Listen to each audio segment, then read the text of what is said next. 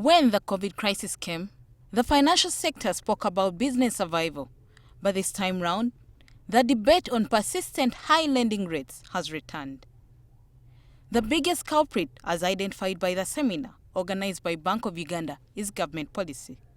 Government continues to borrow where the private sector now borrows to the tune of 10 trillion shillings. If Kagwa, as through Minister of Finance, is borrowing at 15, and your CBR is at 7, and he's still borrowing. So whether you reduce CBR again, so long as Mr. Kagwa still has appetite, they won't respond. That's a fact. Then most of the lending is, and the paper shows this, is a large part of it is going towards government bonds.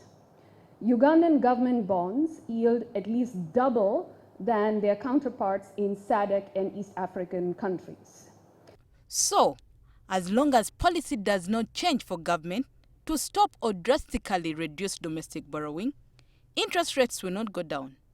But the high lending rates come from the way banks do business.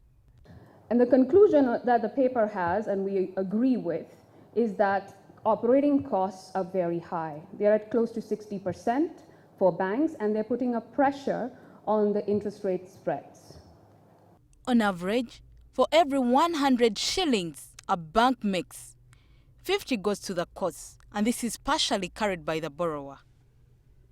While the seminar spent time speaking about what is already known as the cause of the problems, there were some solutions suggested. Even within our membership, there are differences in size. There are large ones, there are medium size, there are small ones, and the regulation may have to differ.